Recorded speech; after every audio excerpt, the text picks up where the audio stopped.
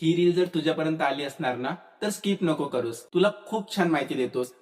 तू पण भूतकाळाबद्दल विचार करतोस, भविष्याबद्दल विचार करतोस ना? का करतोय? का विचार करतोय रे? अरे भूतकाळ सुद्धा तुझ्या हातात नाही, भविष्यकाळ सुद्धा तुझ्या हातात नाही, तर हातात काय राहिलं? वर्तमान काळ. तर त्याच्याबद्दल विचार कर ना.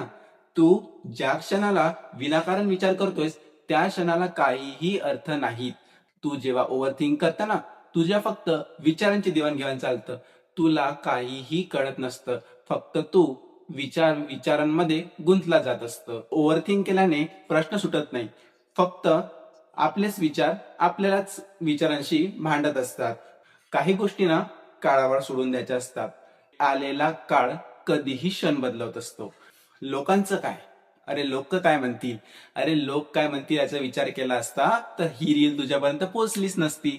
मी सुद्धा हाच विचार केला असता की नाही, लोक काय म्हणतील. लोक काहीच नाही करणार रे. ते तुम्हाला तुमच्या क्षणाला मागे ओढण्यात, आणि जेव्हा तुम्ही विजयी होईल ना तेच लोक तुमच्यासाठी टाळ्या वाजवायला येणार. आणि खरंच माझे विचार तुझ्यापर्यंत पोहोचले असणार तर फॉलो करून देशील. थँक्यू.